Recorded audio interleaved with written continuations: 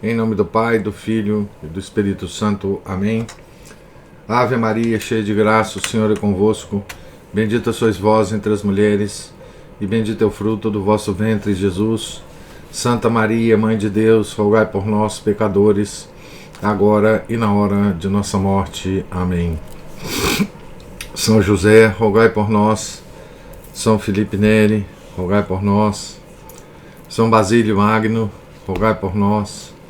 Nossa Senhora de Fátima, rogai por nós. Em nome do Pai, do Filho e do Espírito Santo. Amém. Bom dia a todos. Nós estamos aqui na página 291 da biografia de São Pedro Apóstolo, escrita por William Thomas Walsh. Nós estamos logo depois daquele evento, da descrição do evento de São Pedro com Ananias e Safira, aquele casal, né? Então estamos no meio aqui, no último parágrafo da página 291. Não há prova de que todo esse poder e popularidade houvessem virado a cabeça de Simão Pedro. Se alguma vez foi ele tentado a voltar à sua antiga e descuidada vanglória e àquele seu temerário orgulho, por certo, lhe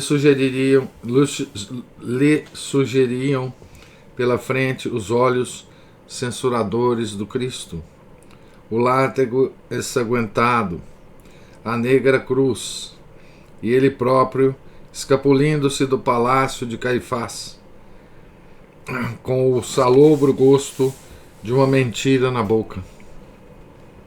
Mas é duvidoso que seus dias de prosperidade tenham durado bastante para expô-lo seriamente a tal tentação da carne. Anás e seus filhos, a despeito das aparências, ainda não estavam derrotados. Mantinham-se bem informados e de olhos abertos, pois era evidente que, se as coisas continuassem pelo mesmo caminho por mais tempo, todo o poder deles chegaria ao fim. Assim, pelo menos, o receavam. E um dia decidiram tomar a iniciativa, mesmo correndo o risco de provocar desaprovação do povo. Detiveram os 12 no pórtico de Salomão e os lançaram numa masmorra por baixo da tesouraria. No dia seguinte, tendo convocado uma reunião do Sinédrio, ordenaram que alguns guardas do templo fossem buscá-los para submetê-los a julgamento. Um pouco mais tarde, regressaram soldados, envergonhados e confusos, sem prisioneiro algum. Encontramos o cárcere fechado com toda a segurança, disseram eles, e os guardas de pé diante das portas, mas quando abrimos as portas, não encontramos ninguém dentro. Anás e o prefeito do templo ficaram perplexos, enchendo-se de cólera. Mas esse era o fato. E enquanto buscavam ainda uma explicação para tudo aquilo, um de seus agentes entrou e disse: Eis que aqueles homens que meteste no cárcere, estão no templo ensinando o povo. Descobriram que era mesmo verdade. Um anjo havia libertado os 12 nas últimas horas da noite e lhes dissera que voltassem a pregar no templo. E assim havia feito desde que rompera o dia. Atos 5, versículos 17 a 25. O prefeito do templo e seus oficiais novamente detiveram Pedro e seus companheiros no pórtico de Salomão e os conduziram ao salão da pedra talhada.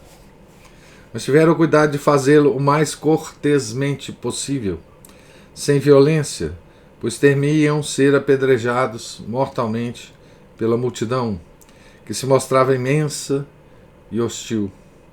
Assim aconteceu que Pedro, pela segunda vez, viu-se à frente com o frio, cruel e implacável inimigo de seu mestre. Expressamente vos ordenamos, disse Anás, que não ensinasseis nesse nome, E eis que tendes enchido Jerusalém da vossa doutrina, e ainda quereis nos responsabilizar pela morte desse homem. Diante dessa chocante observação, replicou o apóstolo com uma obstinada reiteração do que havia dito anteriormente. Deve-se obedecer antes a Deus que aos homens. O Deus de nossos pais ressuscitou Jesus, a quem vós matastes, suspendendo-o no madeiro. Deus, porém, elevou-o pela sua mão direita como príncipe salvador, a fim de dar a Israel o arrependimento e a remissão dos pecados. E disso somos testemunhas, nós e o Espírito Santo, que Deus concedeu àqueles que lhe obedecem. Anás encheu-se de fúria. Sentiu então que deveria livrar-se daquele homem, mesmo sob o risco de ofender os judeus. Uma vez fora do caminho, eles o esqueceriam. Encarou o sinédrio como Caifás havia feito em ocasião anterior e pediu a morte de todos os 12. Aconteceu que naquele dia havia um homem no conselho que ainda podia chamar sua a própria alma. Era um fariseu e doutor da lei, e um dos poucos que ainda mereciam respeito geral. Gamaliel, sobrinho do grande Hilel e chefe de uma famosa escola de Jerusalém. Escola na qual o Paulo de Tarso estudou, né?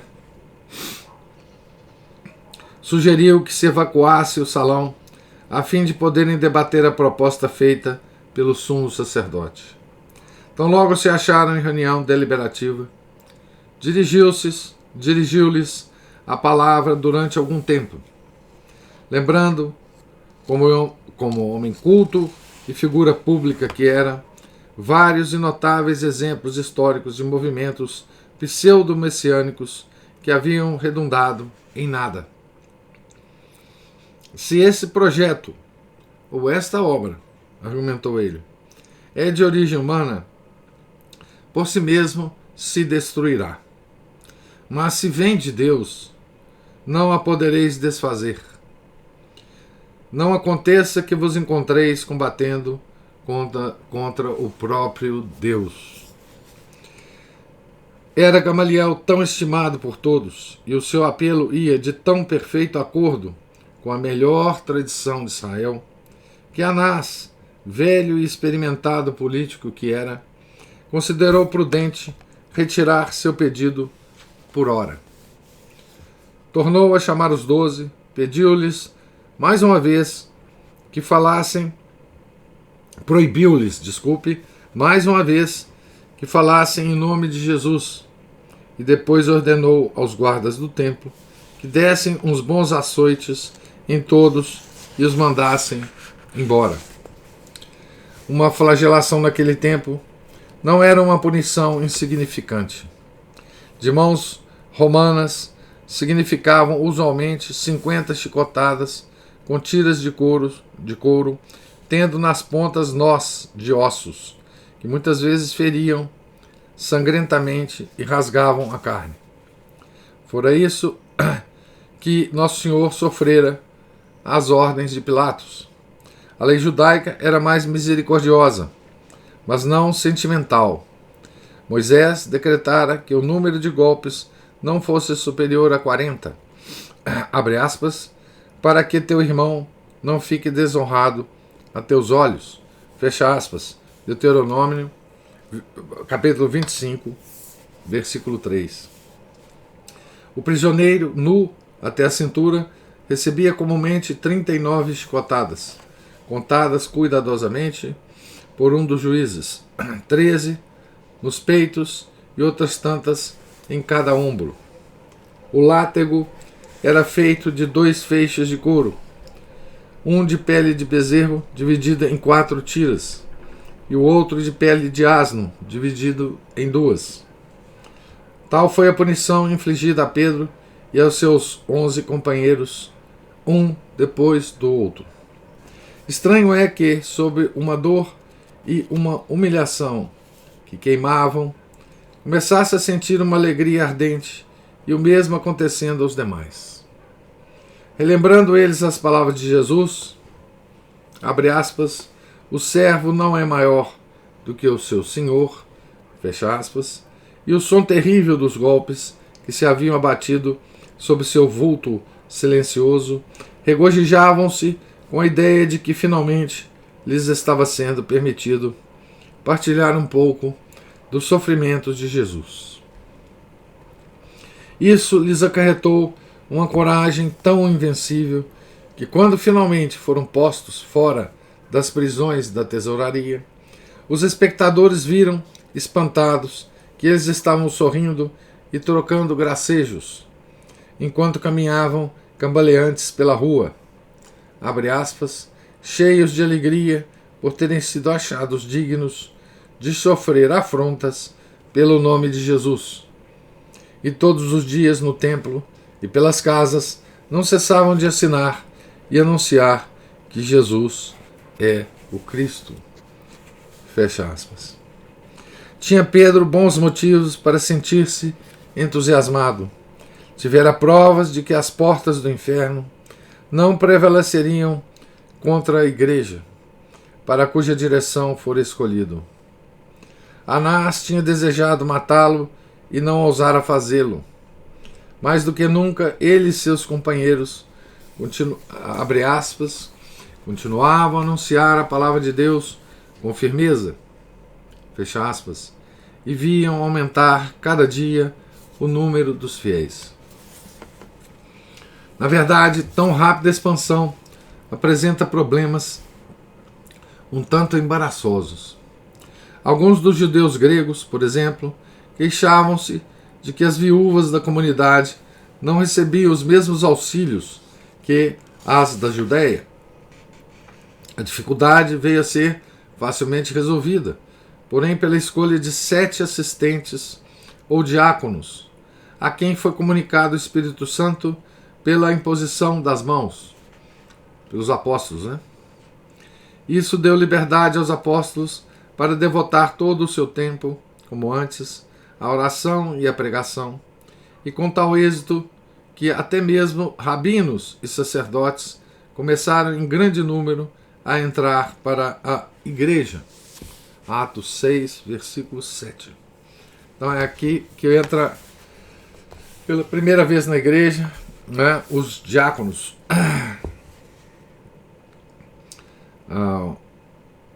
assistentes, né, dos apóstolos, para cuidar de outras coisas que não a pregação, né? Então a pregação ficou exclusivamente para os bispos, né? E as outras coisas ficaram para os diáconos, que receberam o Espírito Santo das mãos dos bispos, né? Foram ordenados, né? Receberam o sacramento da ordem. Capítulo 26. O mais promissor dos novos diáconos era o jovem Estevão. Nada se sabe de sua vida anterior, exceto que foi escolhido pela sua fé, sabedoria e comprovado caráter. Estevão, primeiro mártir, né? De sua maestria no grego, afirmou-se que era um judeu helenista, nascido na Grécia e de pais hebreus, mas não há certeza disto. Nem existe qualquer prova de que haja obtido sua eloquência fora do comum e seu conhecimento das Escrituras na escola de Gamaliel. Havia outros varões sábios e bons em Jerusalém, dos quais poderia ter recebido como recebeu, o que de melhor os fariseus tinham a oferecer: um extenso conhecimento da lei, um intenso zelo por ela e a determinação de jamais compactuar com o que parecesse ser erro. O Estevão está muito ligado, né, à história de Paulo de Tarso, né? Nós já vimos essa ligação, né? E já vimos quanto Estevão era parecido com Paulo, né? Na sua cultura, na sua eloquência, na sua sabedoria, né? Por isso que a hipótese dele ter sido como Paulo, né, aluno da escola de Gamaliel, foi levantada, né?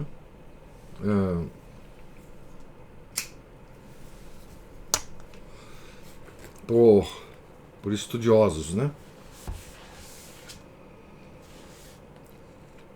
Como veio a libertar-se de suas concepções errôneas e exageros, não sabemos. Talvez, como estudante jovem, tivesse ouvido o derradeiro sermão de Jesus no templo, visto arrastarem-no pelas ruas, permanecido ao pé da cruz, assistido à sua morte, e então compreendeu, melhor que o haviam feito os seus mestres, tudo quanto lera a respeito dos sofrimentos do Messias. Seja como for, sua conversão fez dele um cristão determinado e dinâmico, certo de que nada era tão importante como levar a cabo os mandamentos de Jesus para a perfeição de Israel. Começou a expor seus pontos de vista nas sinagogas e, naturalmente, conhecendo muito bem o grego, aproximou-se de modo especial das assembleias de judeus helenistas, que, tendo voltado da diáspora, preferiam, como os de outros lugares, prestar culto a seu próprio modo. Havia umas 480 dessas sinagogas estrangeiras em Jerusalém. Estevão frequentava com mais assiduidade as dos judeus de Alexandria, Cirene, Ásia Menor e Cilícia. Sempre que tinha uma oportunidade, levantava-se e dizia aos presentes, com ardentes palavras, o que sabia a respeito do Cristo, que havia vindo e fora morto. E dentre aqueles peregrinos judeus, que sempre tinham sido mais dóceis aos ensinamentos messiânicos do que seus irmãos da Cidade Santa, ia ele promovendo muitas conversões. Havia ocasiões, porém, em que o zelo do jovem pregador deve ter causado um pouco de intranquilidade aos principais apóstolos. Nas sinagogas, após seus sermões, ocorriam muitas vezes desordem e mesmo brigas com socos. Isto dificilmente pareceria necessário a homens mais velhos, que vinham fazendo evidentes progressos por meios mais pacíficos. Tiago Menor, primo do Senhor, era o mais conservador dos conservadores, distinguindo-se entre todos eles pela perfeição com que continuava a observar os preceitos mosaicos, ao mesmo tempo que seguia escrupulosamente os ensinamentos e práticas de Cristo. Nós já vimos essa questão do Tiago Menor na biografia de Paulo de Tarso, né? Como é que era essa questão dos judaizantes, né? Dos cristãos judaizantes, em que Tiago Menor tinha uma posição muito proeminente, né, entre esses judeus, né, esses cristãos judaizantes, né. Tiago Maior e seu irmão João eram menos leais à lei. Tiago Maior é o Santiago, é o tal da Compostela, né? São Tiago de Compostela. Pedro, com toda a sua rudeza de temperamento, sempre fora prudente e tradicional no pensar, por vezes até demasiadamente, e sem dúvida, aos 50 anos, sentiu o efeito moderador da autoridade e da responsabilidade. a última palavra fora a sua, dando permissão a Estevão para pregar. Era seu dever tomar cuidado para que o jovem não interrompesse, por excessivo ou mal orientado zelo, o trabalho que ia prosseguindo tão bem. Quase nem é preciso dizer que eu o acompanhava de perto. É capaz, inclusive, que ele e João tenham ido ouvi-lo numa ou noutra sinagoga estrangeira. Tinha Estevão um dom especial de enraivecer os fariseus. Talvez isso proviesse do fato de ter sido educado por eles, conhecendo, portanto, todos os seus argumentos, seus pontos fortes e suas debilidades. E com sua conversão, dera-lhe o Espírito Santo a graça de expor a errônea compreensão que eles tinham de Moisés. Umas vezes sincera, outras hipócrita, com uma lógica que eles não podiam refutar. Ofendeu particularmente um jovem fariseu de Tarso, cidade localizada na Cilícia, conhecido entre os judeus pelo nome de Saulo, pertencia à tribo de Benjamim, e entre os pagãos pelo nome de Paulo. Seu pai era cidadão romano, provavelmente de origem galileia. Embora sua família fosse abastada, aprenderam um ofício útil, como todo bom judeu, e, se fosse necessário, poderia ganhar a vida fazendo tendas ou tecendo o morrair, tecido feito com pelo de cabra, com que eram fabricadas. Seus interesses, porém, eram de ordem intelectual, e havia estudado, sem dúvida, com brilhante êxito, na escola de Gamaliel. É provável que tivesse voltado para a Cilícia antes da crucificação, mas agora se achava de regresso a Jerusalém, talvez para fazer outros estudos, pela primeira vez depois daquele acontecimento tido lugar ali 1 ou 2 anos antes.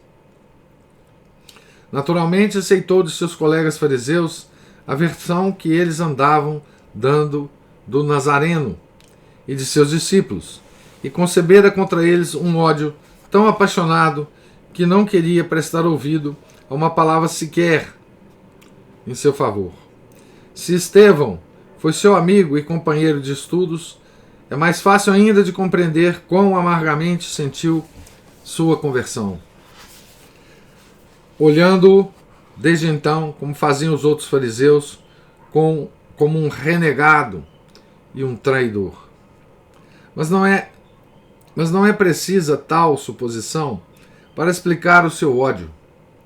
Detestava os nazarenos, e Estevão era um dos mais militantes.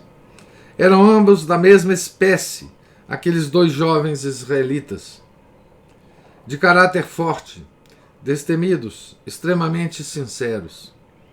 Quando tomaram posições opostas a respeito da questão mais vital do mundo, só se podia esperar uma explosão.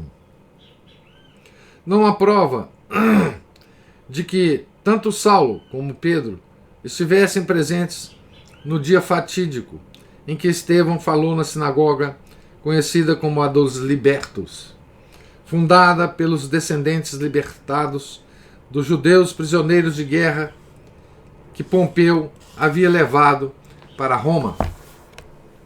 Alguns dos fariseus desafiaram-no e ele contestou tão vigorosamente que, abre aspas, não podiam resistir à sabedoria e ao espírito que o inspirava, fecha aspas. Está nos Atos capítulo 6, né? Pelo contrário, parece provável que haja citado algumas das palavras de Cristo, predizendo a destruição do templo de Jerusalém e afirmando que os fariseus tinham sido hipócritas diante dos acontecimentos, dos ensinamentos de Moisés e de outros profetas. Como de costume, muitos dos ali reunidos deixaram-se convencer e mostraram intenção de se batizar. Isso provocou uma reação bastante semelhante à suscitada pelas mesmas declarações quando foram lançadas contra os filhos de Anás. Sem dúvida, havia fiéis fantoches dos sumos sacerdotes ali, à mão, para arranjar o caso e relatar tudo ao quartel-general. Pagaram alguns homens para saírem gritando mentiras pela cidade. Abre aspas. Ouvimos-lo dizer palavras de blasfêmia contra Moisés e contra Deus, fecha aspas. E para que fizessem as mesmas acusações diante de Anás e dos principais membros do conselho. Quando tudo estava pronto, subornaram uma multidão para armar uma emboscada ao jovem diácono e, ao que parece, tratá-lo com rudeza antes de arrastá-lo ao templo. Foi convocada às pressas uma reunião do Sinédrio e Estevão foi apresentado para ser julgado como blasfemador, o pior crime de que um homem podia ser acusado. Não faltaram testemunhas para declarar, abre aspas, este homem não cessa de proferir palavras contra o lugar santo e contra a lei. Nós o ouvimos dizer que Jesus Nazareno iria destruir este lugar e mudar as tradições que Moisés nos transmitiu. Fecha aspas. Atos 6, versículos de 11 a 14. Isso aí é as famosas fake news, né? Que nós estamos acostumados a ouvir, né? E que hoje essas pessoas pagas pelo Sinédrio para fazer essas acusações, né? Tem um nome mais pomposo hoje em dia, né? Chama jornalistas. Essas pessoas, né? Chama imprensa, chama mídia, né? São pagos também, né? Regiamente. Mas hoje está tudo muito mais organizado, né? O mal, o sistema demoníaco está muito mais organizado do que nesse tempo, né? Seria estranho, na verdade, se Pedro e João, ao ouvir tudo isto, não tivessem seguido apressadamente para o salão da pedra talhada no templo, a fim de defender seu jovem diácono, ou pelo menos acompanhar o processo. Podem ter ficado quase ao lado de Saulo de Tarso, vendo Anás conduzir a investigação e orientar o veredito. É pouco provável que não tenham percebido que a história estava se repetindo com uma fidelidade estranhamente simbólica. As falsas testemunhas estavam dizendo exatamente o que tinha sido dito contra o Senhor. Estevão estava sendo julgado sob a mesma lei de Moisés que fora invocada, embora não diretamente posta em vigor contra ele. Abre aspas.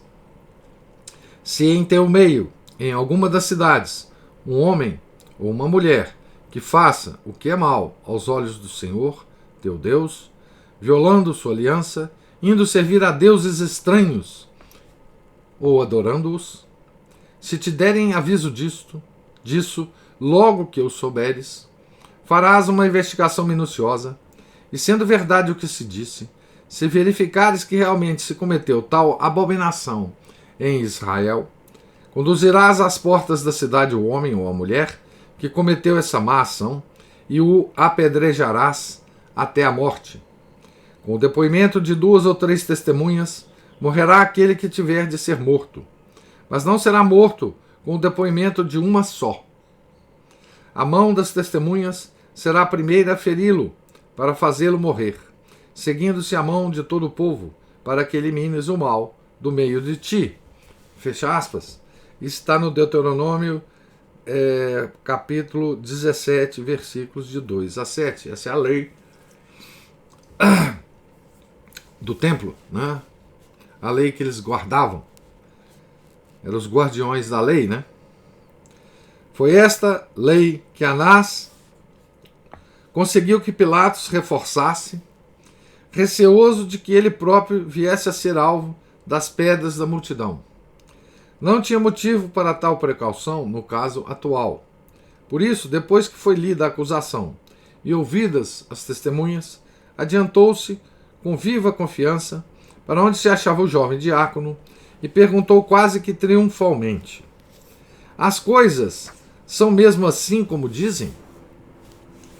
Foi em resposta a essa pergunta que Estevão, com o rosto resplandecente como o de um anjo, a ponto de todos os que se achavam na sala notarem, fez o seu imortal sermão.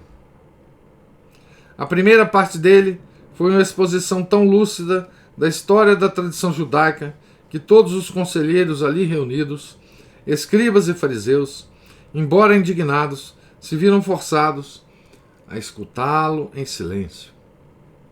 Foi tudo tão correto e ortodoxo que não tinham desculpa para interrompê-lo. Os santos nomes de Abraão, Isaque, Jacó e José brotavam de seus lábios como uma música familiar, e na sua eloquência ritmada, Moisés viveu e profetizou mais uma vez. Foi somente próximo ao fim que os rostos deles empalideceram de cólera, ao começarem a ver que Estevão lhes enumerava os deslizes na fé pelos quais seus pais tinham sido justamente punidos ao longo da história. A adoração do bezerro de ouro, o sacrifício de seus próprios filhos a Moloque. Agora era demasiado tarde para detê-lo. Ficaram a escutá-lo, mesmo quando, ao atingir o auge de seu discurso, gritou numa voz que ecoava pelo majestoso salão: homens de dura cerviz, incircuncisos de coração e ouvidos, sempre resististes ao Espírito Santo, tanto vós como vossos pais. A qual dos profetas vossos pais não perseguiram? Mataram os que anunciavam a vinda do justo, de quem vós agora fostes traidores e homicidas. Vós recebestes a lei pelo ministério dos anjos e não aguardastes. Era isto substancialmente o que o próprio justo tinha dito entre aquelas paredes. O resultado foi bastante similar. Abre aspas, ficaram enfurecidos e rangeram os dentes contra Estevão. Fecha aspas. Ele parecia não os ver mais. Seu rosto resplandecia de novo. Seus olhos voltaram-se para o céu. Arrebatado em êxtase, teve o dom de contemplar a Jesus, que o aprovava e encorajava. E estando, abre aspas, cheio do Espírito Santo, fecha aspas, exclamou jubiloso: eis que vejo os céus abertos e o Filho do Homem de pé à direita de Deus. Seus inimigos aproveitaram disso para incriminá-lo perante a lei, pois estava proclamando que Jesus era Deus. Seguiu-se uma cena de grande confusão. Antes de continuar aqui, só quero fazer uma observação seguinte. O Estevão jogou na cara desse pessoal todo, né, dos fariseus, o que eles tinham feito com todos os enviados de Deus no Velho Testamento. Né? O que ele estava falando era que aquele pessoal lá do templo eram os representantes daqueles ancestrais que mataram todos os profetas. E martirizaram todos os profetas. Né?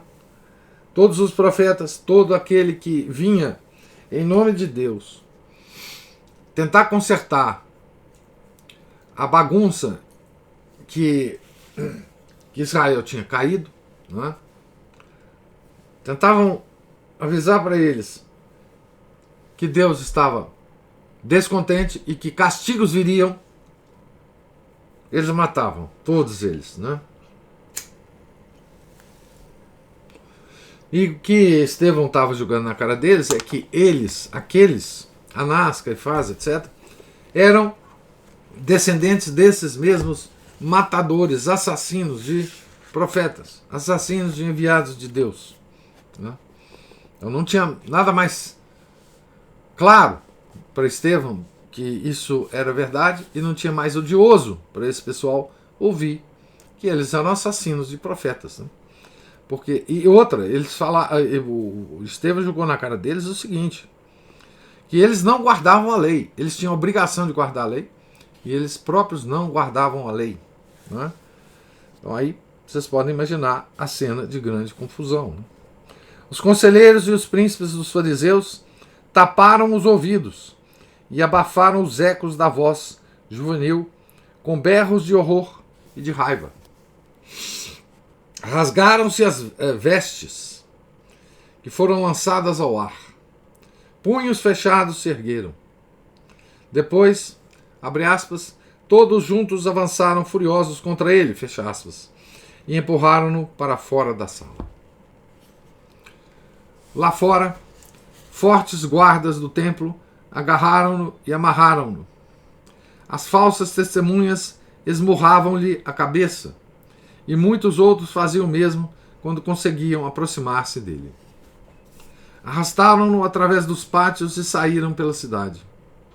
Entre bazares e vendedores ambulantes, caravanas de camelos e de jumentos, grupos de cidadãos e de peregrinos na direção da porta de Damasco, ao norte. É porque a lei dizia que tinha que se levar fora da cidade, né, para apedrejar o indigitado. Né? Pedro e João, no provável caso de terem sido testemunhas inermes desta cena, devem ter seguido a multidão vociferante com uma estranha sensação de reviverem, com a fidelidade de um sonho, uma parte do irrevogável passado. Iam agora seguindo a mesma estrada pela qual havia Jesus carregado sua cruz. Pisavam as pedras sobre as quais havia caído seu sangue, atravessando a mesma porta e ao longo do mesmo caminho na direção do Calvário. Logo antes de alcançarem o monte, a multidão deixou a estrada principal e enveredou por um campo estéril, até um rochedo em forma de crânio, sombrio e repulsivo, perto da gruta de Jeremias. A um lado dele, com uma falce aberta, havia um poço cercado de pedras empilhadas. Era o Bet a-Segilá, o antigo lugar do apedrejamento. Ali a mulher surpreendida em adultério poderia ter sido morta como muitos outros. O próprio Jesus poderia ter ali perecido, se Anás não houvesse tido medo da multidão e se o pai não houvesse preferido outra morte para ele. Se Pedro seguiu até ali, deve ter visto que a execução estava a cargo de um jovem carrancudo, que agora permanecia de pé, com os braços cruzados sobre um monte de rochas, enquanto as principais testemunhas e outras pessoas se despojavam de suas vestes externas, mantos, túnicas, filactérios, e as depositavam a seus pés, aos pés do jovem. Era o jovem fariseu de Tarso. Talvez nesta ocasião tivesse Pedro tido o primeiro relance do homem que iria conhecer como Paulo. Tinha este cerca de 30 anos, era pálido, baixo, de aparência doentia, prematuramente calvo, com os largos ombros sugerindo grande força e resistência, e os negros e brilhantes olhos a cintilar de cólera. Assim, guardando as vestes de Estevão, abre aspas, Saulo era cúmplice da sua morte, fecha aspas. E quando ele deu a ordem, lançaram Estevão no fosso e começaram a apanhar pedras. Se Saulo houvesse erguido o olhar para o monte, teria visto o lugar onde haviam estado as 3 cruzes não muitos meses antes. Mas via apenas Estevão. E Estevão nada via senão o Cristo glorioso no céu azul. As pedras foram tiradas, chocavam-se de encontro ao jovem corpo, à cabeça, ao rosto, até que a vítima tombou desmaiada.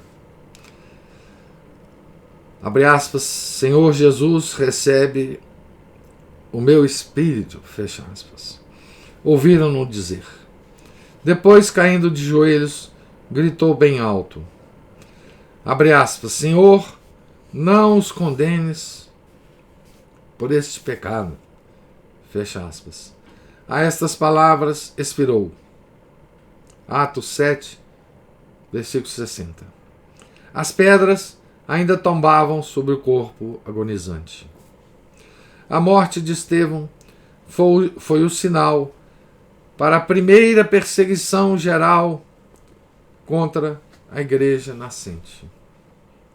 Começou naquele mesmo dia, e aqueles que haviam sido chamados anjos pelo seu amor fraternal agora eram denunciados como apóstatas, idólatras e blasfemos.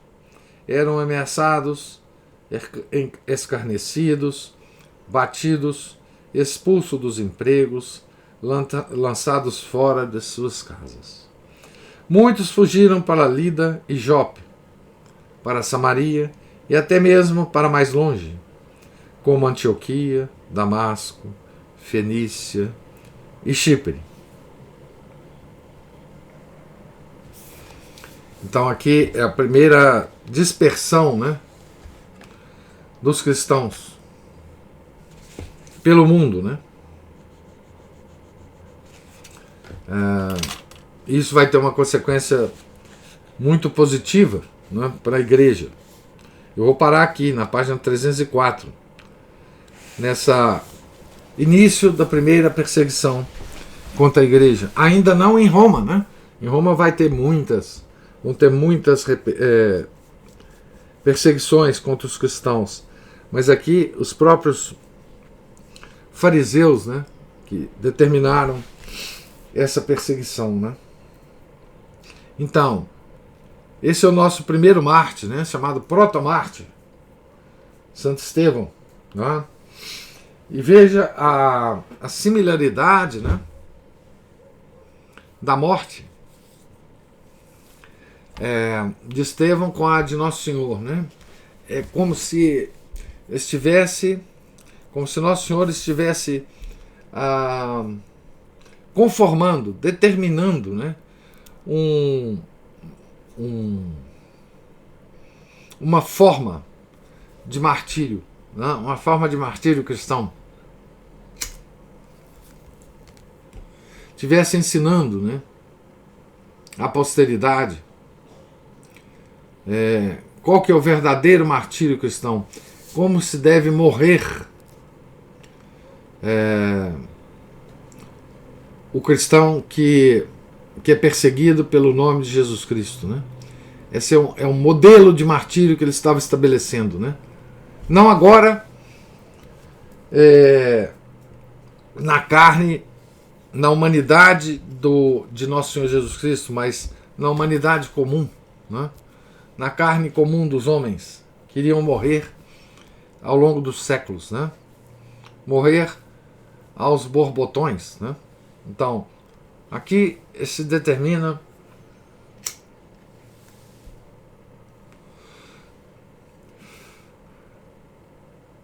a forma,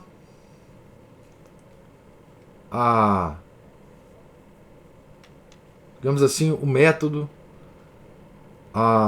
não só do martírio, mas das forças que agem contra a igreja. Essa forma de agir do nosso inimigo é sempre a mesma, né? Absolutamente sempre a mesma. Então aqui se estabelece ainda no povo de Israel, né, um tipo de comportamento que irá ser seguido por todos os inimigos da igreja, em todos os tempos. Não tem outra forma, né? Não tem outra forma. A forma é a mesma. O inimigo é o mesmo. E a igreja é a mesma, né? Por isso, essa forma não muda. Ela é sempre a mesma. O Estevão foi o protótipo do mártir, né? Todos os martírios posteriores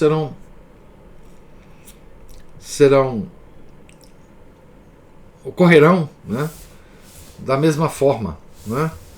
Todos seguirão o caminho de Estevão, né? Esse santo jovem, né, que morreu fazendo o trabalho que muitos outros farão, né? Seguirão o próprio Paulo, né? Seguirá os caminhos de Estevão. A gente pode muito bem imaginar que Estevão, se vivesse, seria um proto-Paulo, né? Seria um homem muito parecido com Paulo de Tarso, né? Não foi desígnio de Deus fazer isso, mas a gente pode bem imaginar que Deus estava planejando, né, a sequência do trabalho de Estevão no próprio Paulo, né, que depois vai fazê-lo com tanto brilho, né, como a gente já viu quando a gente viu quando a gente leu e comentou a biografia de Paulo, né. Então é preciso a gente tirar daqui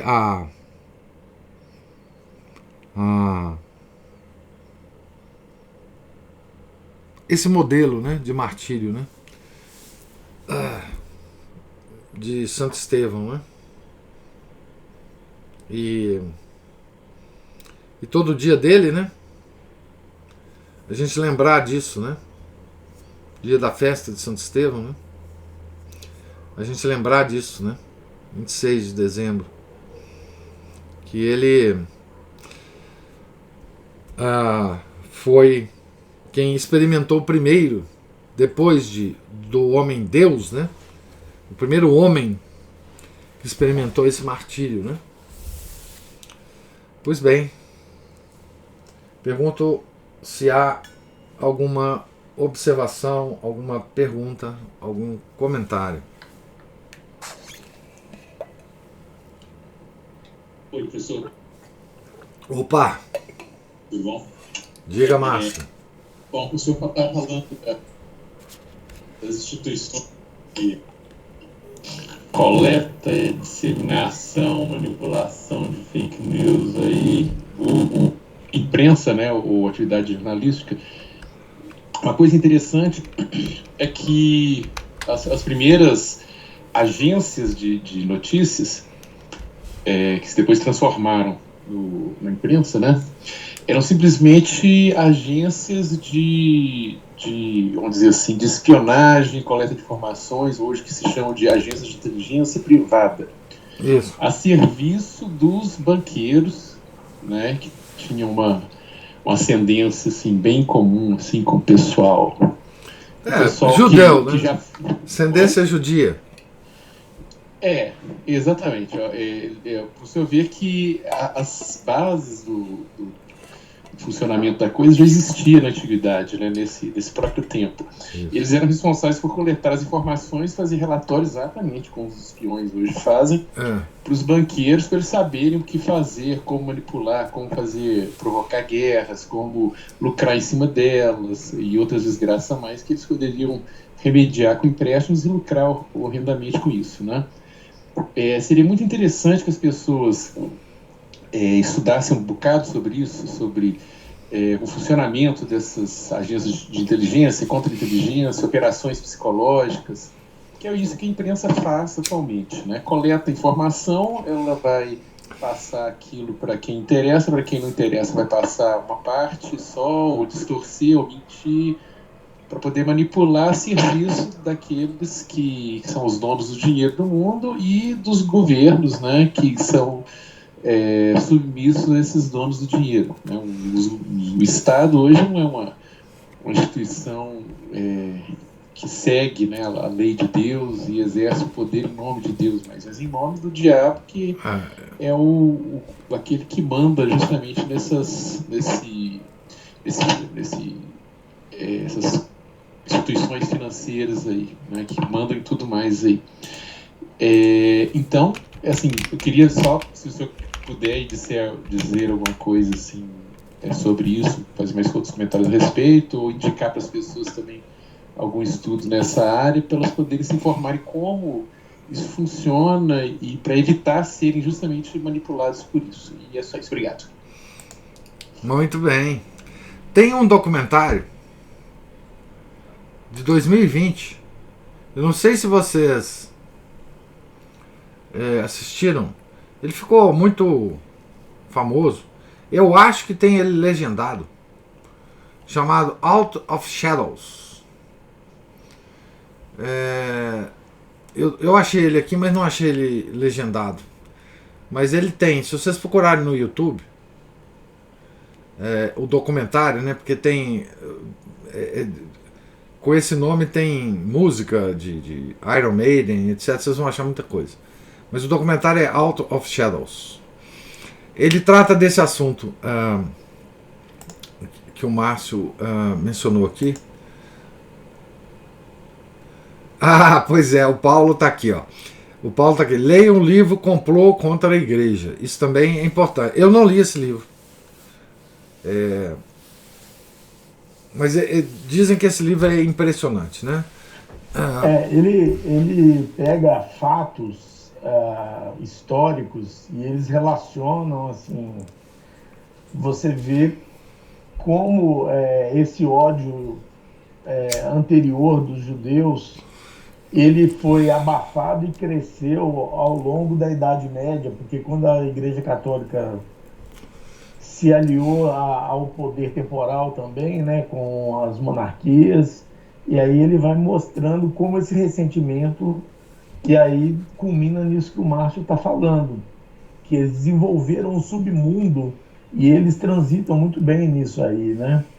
E eles acabaram acumulando riquezas e controlando meios. Então, assim, é impressionante. E aqui, aí, coloca... o presuma banqueiro do Alexandre Costa, presuma judeu também. Não, isso é sempre, claro. Mas aqui, se você puder, compartilha aí o link para o PDF desse livro aqui no... Vou fazer isso agora. Aqui no Skype. Fazer isso agora. Tá. Então, ô Márcio, eu segui um pouco essa questão das agências internacionais de notícias por um caminho muito interessante, que é o seguinte. Eu dava aula de história da engenharia elétrica quando eu me aposentei. E dentro dessa história, existe uma história muito interessante que é o desenvolvimento do telégrafo. E essas agências foram as que mais se beneficiaram do telégrafo. Porque elas, inclusive, ajudaram muito o desenvolvimento dessa tecnologia. Porque era muito importante essa tecnologia para eles passarem as notícias a serem publicadas pelos jornais, né? Então essas agências, elas se tornaram, digamos assim, as fontes únicas das notícias que se publicavam em todos os jornais do mundo no dia seguinte. Então, esse monopólio das notícias foi muito importante para a construção do mundo que a gente tem hoje, né? Então, eles decidiam que notícias dar. Então, e eles decidiam que notícias omitir. E essa parte é a mais importante delas. Então eles descobriram que eles podiam construir um mundo imaginário apenas manipulando as notícias.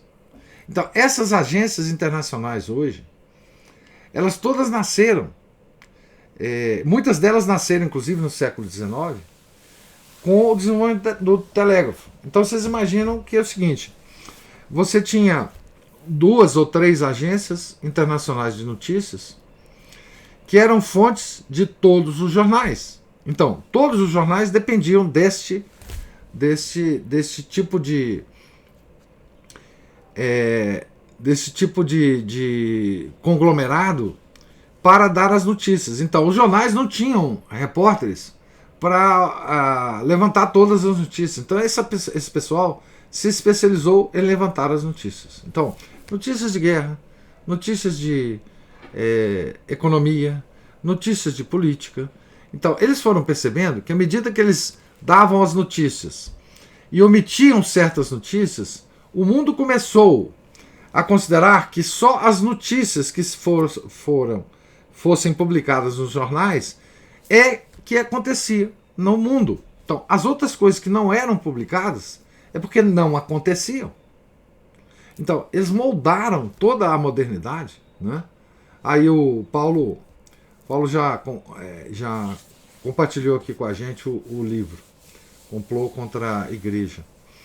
Então, veja bem, eu vou também compartilhar lá no YouTube, no vídeo que vai para o YouTube, né, esse livro também. Então, veja bem o seguinte. Hoje, 99% das pessoas do mundo só consideram que existam coisas acontecendo no mundo a partir das notícias da mídia. As coisas que não estão lá é porque não existem. Então, o critério de você achar que uma coisa é real ou não é o critério da mídia. Tá certo? Então, por isso que a gente encontra tanta dificuldade em conversar com as pessoas hoje em dia e dizer, não, isso não aconteceu. Mas como não aconteceu? E isso está publicado em todos os lugares. Eu vejo isso em todos os canais de televisão. Eu vejo isso no YouTube. Como é que você está falando que isso não aconteceu dessa forma, ou aconteceu outra coisa que não está publicado?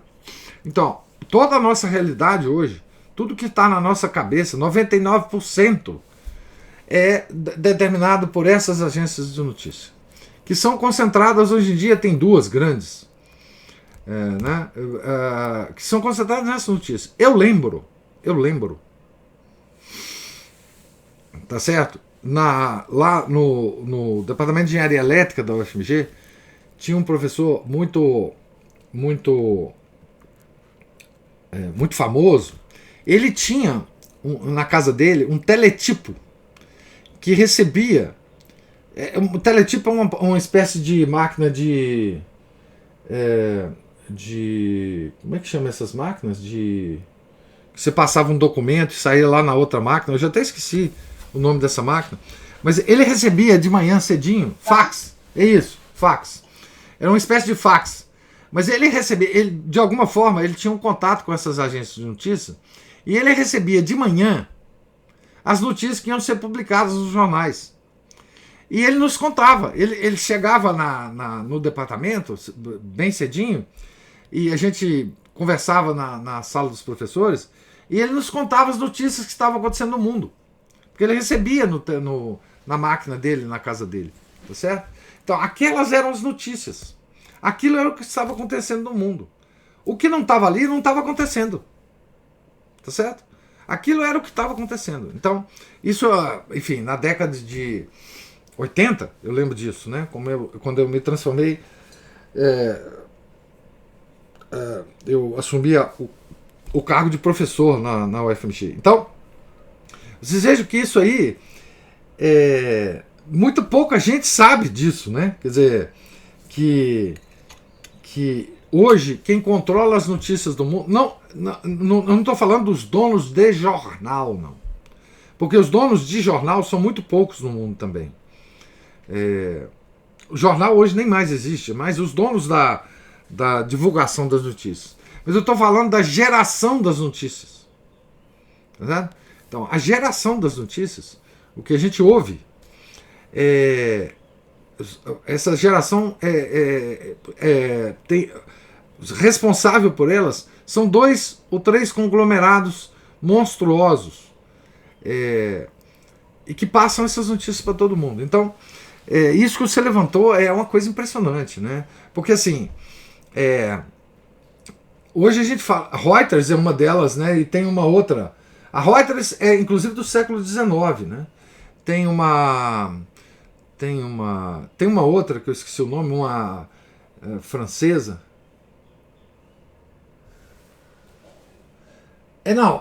Não, a Juliana está lembrando aqui, Associated Press também é outra. Mas tem uma, a Juliana tá lembrando aqui, que é daquele vídeo Monopoly, né?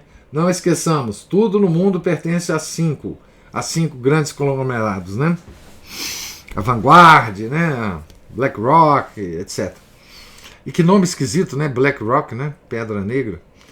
Tem um símbolo dessa pedra negra, tá? Mas então, isso que hoje a gente fala de fake news, etc, etc. Quando essas expressões atingem a população, é porque elas já foram institucionalizadas, gente. Tá certo?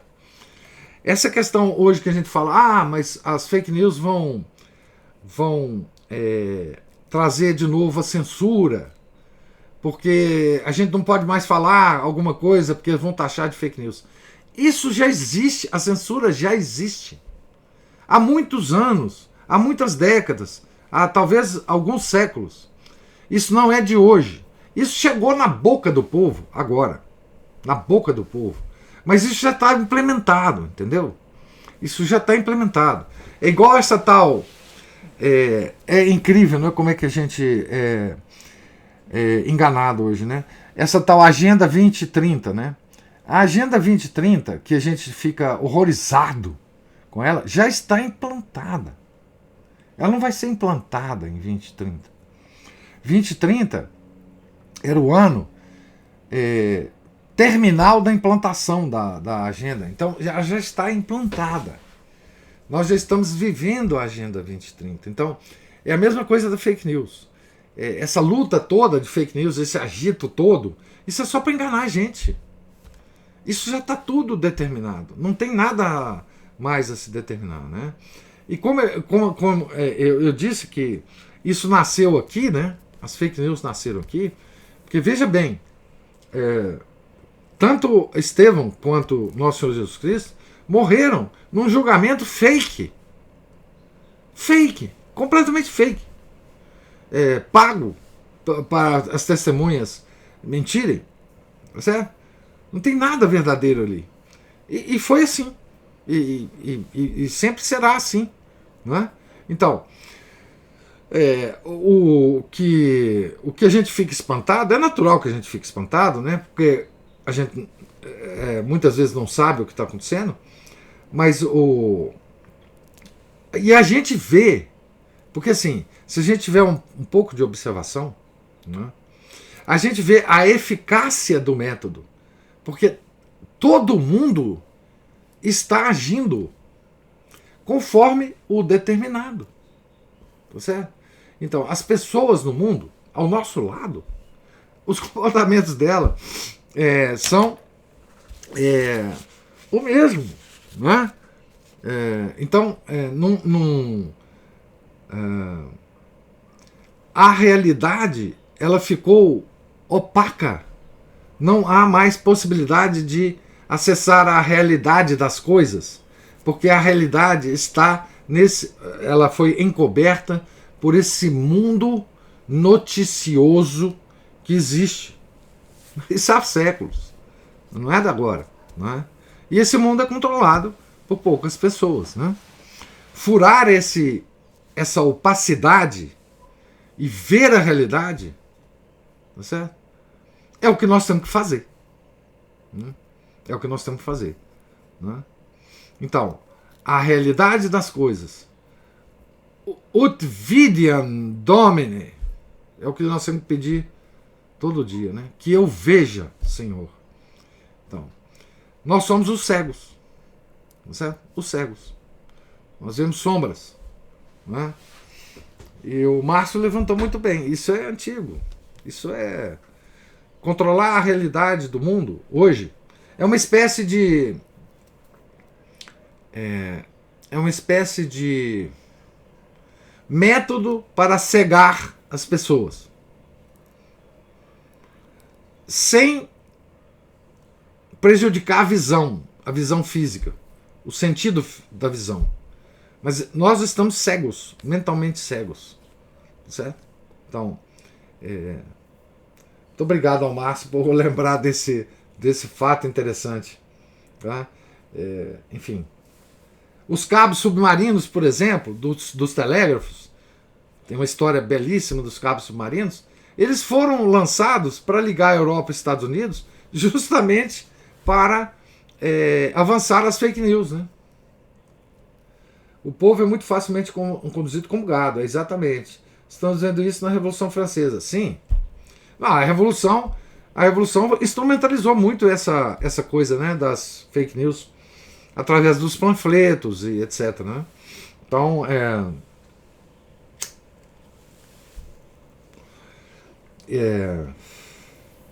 e nós vemos o seguinte, o que nós vemos?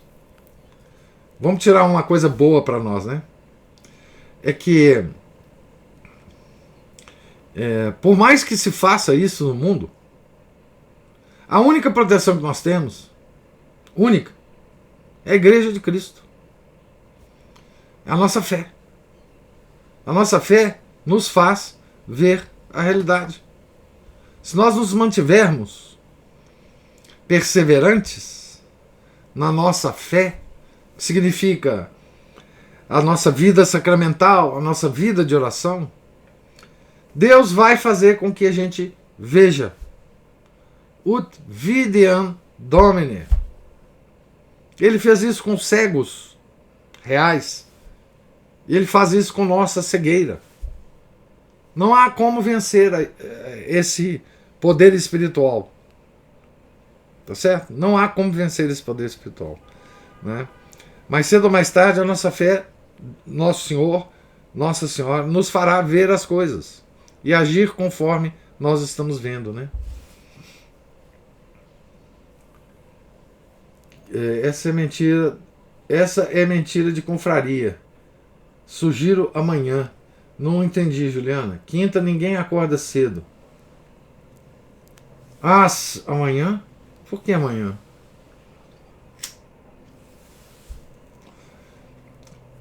Não sei se a Juliana está sugerindo confraria amanhã. A Juliana é meio enigmática, tem hora. Ela falou, isso é matéria de confraria. Pois é, ela está sugerindo confraria amanhã, né? Sugiro amanhã, não sei. É porque quinta é feriado. Quinta, feriado, agora sim.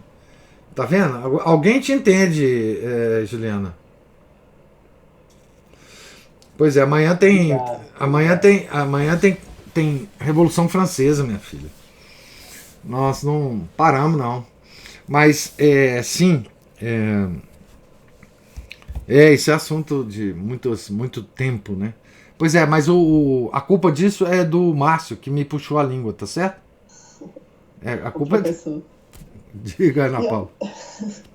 Eu queria fazer mais um comentário aqui, porque a leitura de hoje me chamou a atenção, assim, quanto que nós somos capazes, né, como ser humano, é capaz de maldade, né? Porque essa morte, ou a morte de qualquer mártir, é muito chocante, né? E é o que o senhor disse, né? Nós só temos para nos proteger disso a igreja, que nos põe esse freio moral, né? Porque com o pecado original, isso aí está desordenado em nós, né? E por isso que, por exemplo, Nossa Senhora pede em Fátima, né, penitência, penitência, penitência. Por quê? Para que nós treinemos, né, a gente tem que dizer para nós que a penitência nada mais é do que você dizer para você mesmo assim, isso você não pode fazer. Você não pode fazer tudo, ou melhor, você não pode fazer tudo que você quiser, né? Então, era só isso que eu queria comentar, porque por causa da questão da maldade, né? Isso. Porque, assim, é igual quando alguém está fazendo dieta, né? Você come um bombom, já que eu é assim com o pecado, né? Já que eu comi um bombom, agora na caixa toda, não tem problema. Isso. E o pecado é assim. Que vai levando uma coisa a outra. Isso. Até o homem ser capaz de virar uma besta, né? Odiar a Deus. Exatamente. Mas eu quero ler uma coisa aqui que tem a ver muito com o que você falou, que eu já li. mas é bom a gente sempre reler, né? É uma passagem do livro Modernos e Degenerados. É uma citação de um livro chamado O Silêncio de São Tomás, escrito por Joseph Pieper. Esse livro está em inglês, não tem tradução que eu conheça para o português. Esse livro é extraordinário, extraordinário. Mas essa citação vem bem a calhar, né? Diz o seguinte, o Joseph Pieper: já que hoje acreditamos que tudo que um homem precisa para descobrir a verdade é usar seu cérebro de forma mais ou menos vigorosa, e já que consideramos uma abordagem ascética do conhecimento pouco sensata, perdemos a consciência da íntima conexão que liga o conhecimento da verdade à condição de pureza. Tomás diz que a filha primogênita da imprudência é a cegueira do espírito. Somente aquele que nada deseja para si, que não está subjetivamente envolvido, pode conhecer a verdade. Por outro lado, a vontade impura, egoísta e corroída de prazer destrói a resolução do espírito e a habilidade da psique de ouvir em silenciosa atenção a linguagem da realidade. Então, por isso que eu falo, não é, que só a nossa fé nos faz ver. Só, como você disse, Ana Paula, só a manutenção da moralidade, do decálogo, não é, nos faz ver a verdade. Não é? Então, de certa forma, nós não temos que nos preocupar com esses mandarins das notícias, com esses controladores das notícias, com esses controladores do mundo. Tá certo? Desde que nós nos mantenhamos perseverantes na nossa fé, na nossa disciplina, nos sacramentos da igreja, nas nossas orações. É isso que nos fará ver a realidade, independente dos donos do mundo. Os donos do mundo nada podem em relação a isso, porque o poder a que nós estamos ligados é o poder de Deus, poder criador do universo. Contra isso nada pode ser feito, né? Juliana levantou a mão. Agora ela vai falar, gente. Diga lá, Juliana.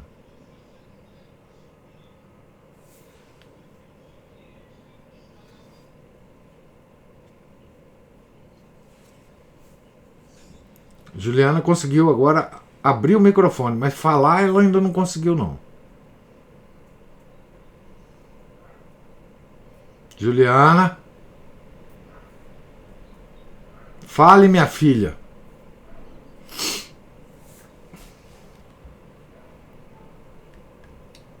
Enquanto a Juliana tenta ali falar alguma coisa que nós não estamos ouvindo, deixa eu ler aqui o que o Paulo está falando aqui, ó. No Talmud, segundo o livro que anexei, há escritos dizendo para os judeus que os cristãos e os gentios devem ser usados e não devem ser considerados humanos. Valem tanto quanto cadelas. Opa, muito bom. Não, ninguém escutou, não. Juliana está falando, mas ninguém escuta. Agora ela está digitando.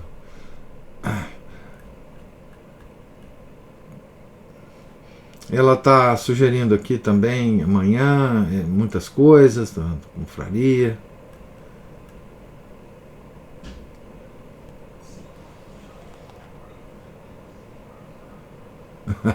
Não sei.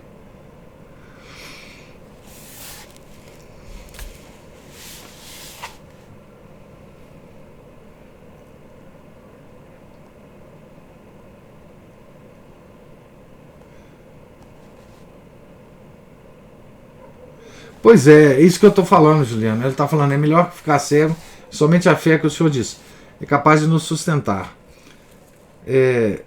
Pois é por isso que eu acho que nós... católicos, temos que ter uma certa perspectiva de toda essa loucura que está acontecendo no mundo e de todos esses estudos, por mais profundos que sejam, por mais corretos que sejam, dessa nova ordem mundial, desse pessoal que quer controlar tudo, do transhumanismo, de todas essas coisas que estão sendo analisadas por gente muito boa, inclusive. Nós temos que sempre tirar essa preocupação da nossa cabeça e nos concentrar no que é importante, não é? Porque o importante nessa crise é a manutenção da nossa fé, não é? Não há porque é a única coisa que nos fará ver a realidade, não é? Eles não podem tirar isso da gente, ninguém pode tirar isso da gente, não é? Isso é um bem que vem de Deus, não é? E se nós nos mantivermos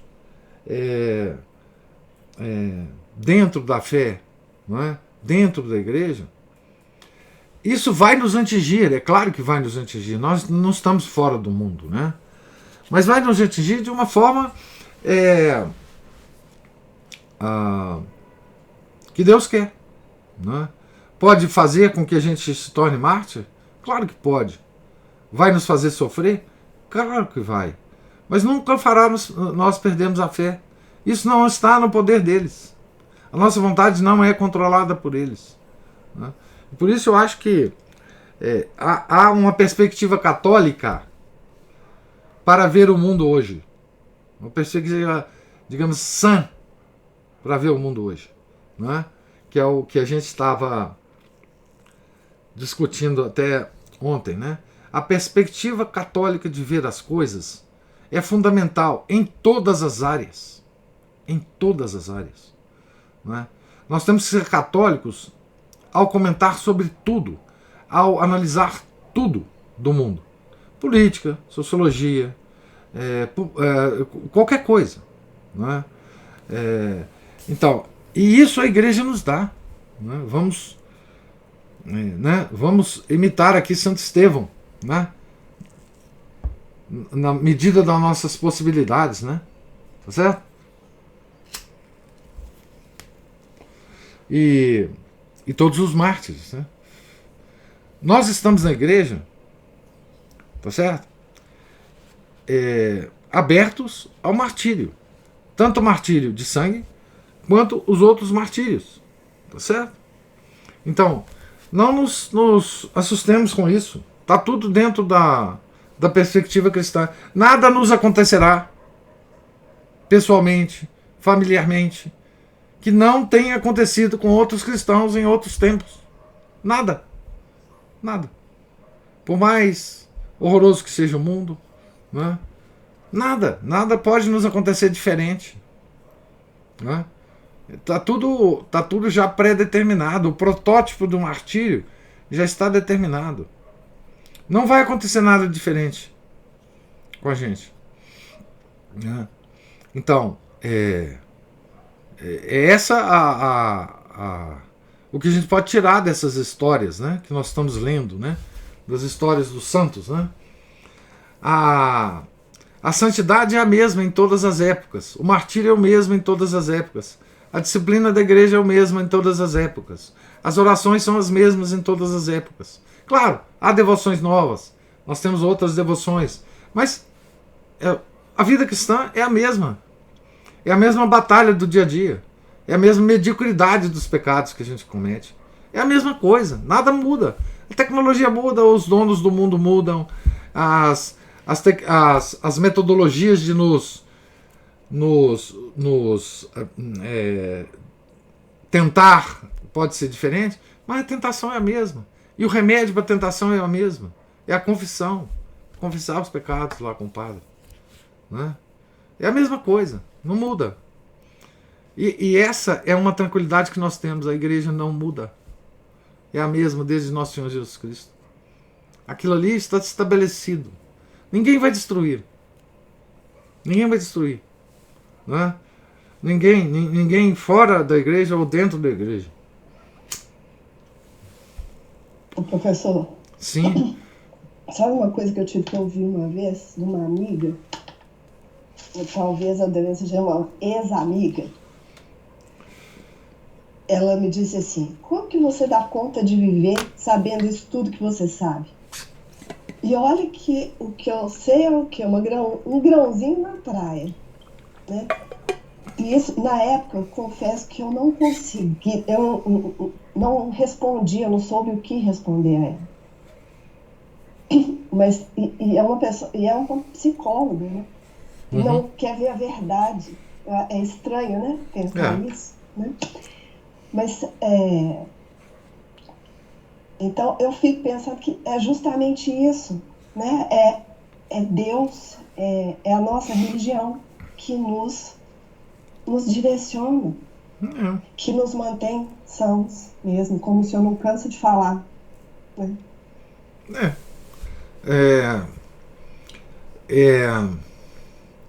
É aquela velha história, eu sou o caminho, a verdade e a vida. Não há outra coisa, não é? Depois da revelação total, né, que veio com o Nosso Senhor, não há.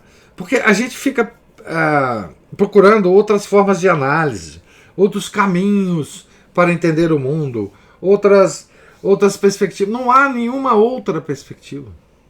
Nunca houve. O mundo sempre será esse agito. E eu disse que ela é uma ex-amiga porque ela está sumida mesmo. Eu acho que ela não aguenta a minha conversa. Porque, no fundo, a pessoa desconfia de que ela desconfia do que eu estou falando está certo, possa estar certo. Mas as implicações dela começar a seguir esse caminho e de querer procurar saber, ler as minhas fontes, vamos dizer assim, são muito terríveis. Terríveis para ela. O problema de todo mundo que se aproxima da nossa religião e que é terrível para elas é que elas vão ter que mudar de comportamento diário. Elas vão ter que mudar de comportamento. Esse é o problema. O problema é moral. É moral. É moral. No fundo, eu sempre disse para vocês, né? O problema do mundo contra nós é o decálogo. É o decálogo. Esse é o problema. Enfim, essa é a única coisa que nos salva. Eles não sabem disso. Mas é a única coisa que torna a igreja indestrutível. Né? Não tem jeito de destruir. Não vai destruir. Né? Não vai acabar com a missa antiga. Não vai acabar com a igreja tradicional. Não vai acabar com o depósito da fé. Não tem jeito. Não tem jeito. Então, e essa é a nossa única forma de ver o mundo. Nós temos que ver por essa lente. Mas fulano disse isso, fulano disse aquilo, você viu aquele negócio, isso não aconteceu. Não, enfim, o mundo é o mesmo, o agito é o mesmo. O agito é demoníaco, né? O Felipe tem ouvido isso ultimamente. Se ficar muito bitolado, você não consegue viver. Bitolado. Eles nos chamam de bitolado, né, Felipe? Pois é, mas a única forma de viver é essa. Nesse mundo louco, né? Nesse mundo que está sempre nos chamando a atenção para alguma coisa que não tem a menor importância, né? E a gente, às vezes, muitas vezes, né, somos levados a abandonar o nosso caminho e ficar radical. Isso é o mínimo, né? E nós somos, né, radical, porque radical é aquele que vai à raiz das coisas, né? Então, esse título que nos dão é verdadeiro, né? Temos que admitir que ele é verdadeiro, bastante verdadeiro, né? Então, assim, professor, a única forma de enfrentar esse imbróglio filosófico moderno eu falo sim, sim, não, não, sim, sim, não, não, é o radical. Ué. É você Sim, para o que você entende claramente, que está de acordo, né, com a verdade de sempre, e não para o que não está. Algumas coisas extrapolam o nosso conhecimento e a nossa capacidade. Santo Agostinho tem alguns ensinamentos sobre isso, que é você confiar e obedecer. Aquilo que está acima do que você pode compreender, você deixa para lá. O problema é seu, é o problema da sua burrice. Não é problema da verdade. Não, e o que estava acima de você e você não compreende, você não obedece. Você tem que usar cautela também. Não estou compreendendo isso. Isso não está no esquema geral da minha... Eu quero dizer assim, você confrontando uma situação em que a igreja ensina uma direção e você não consegue... Vamos colocar aí essas questões que estão bem acima da gente hoje, com essa crise da igreja. Pai, nós temos aí 2000 anos que antecedem uma situação que foi nos imposta. E que que eu estou falando do concílio, obviamente, né?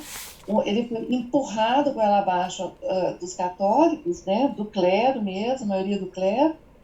E cheio de tramóia, né?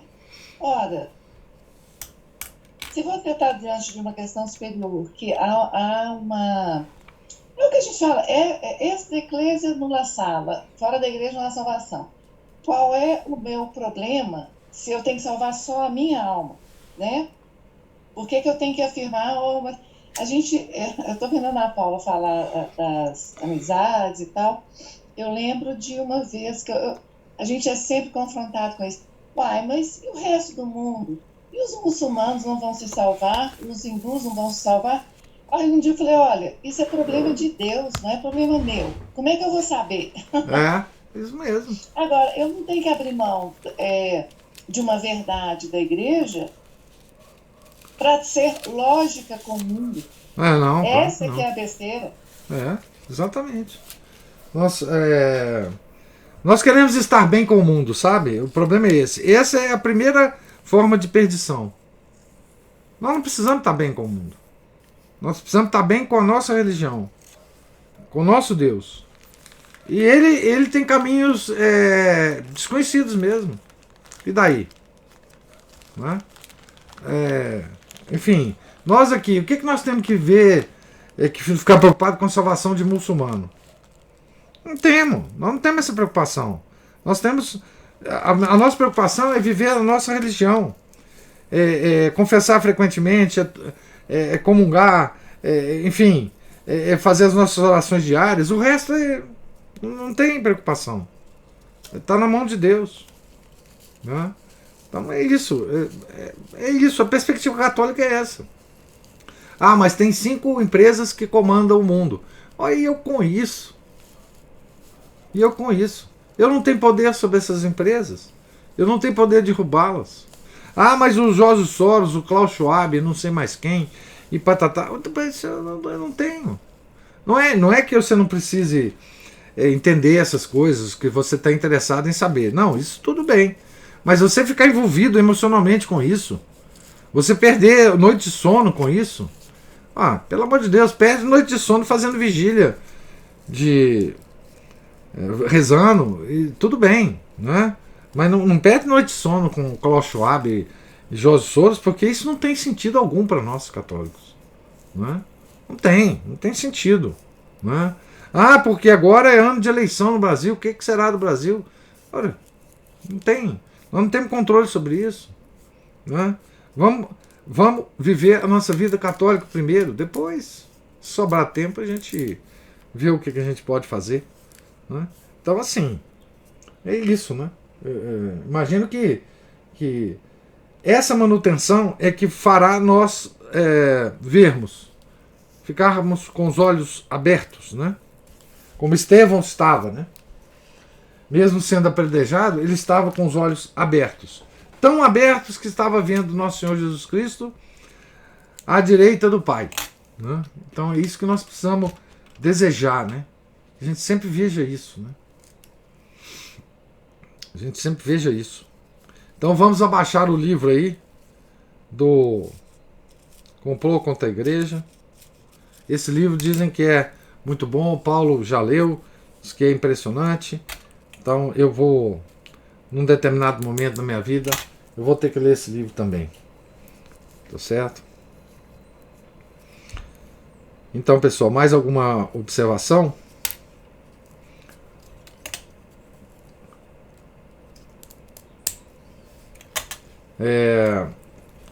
Não havendo, Deus lhes pague a paciência, a presença, os comentários que enriquecem demais os nossos bate-papos. Tenham todos um santo dia. Fiquem com Deus. Nós estamos então aqui na página 304, certo? Se Deus quiser, amanhã a gente continua a leitura. Em nome do Pai, do Filho e do Espírito Santo. Amém. Ave Maria, cheia de graça, o Senhor é convosco. Bendita sois vós entre as mulheres, e bendito é o fruto do vosso ventre, Jesus. Santa Maria, Mãe de Deus, rogai por nós, pecadores, agora e na hora de nossa morte. Amém. São José, rogai por nós. São Felipe Neri, rogai por nós. São Pedro Apóstolo, rogai por nós. São Basílio Magno, rogai por nós.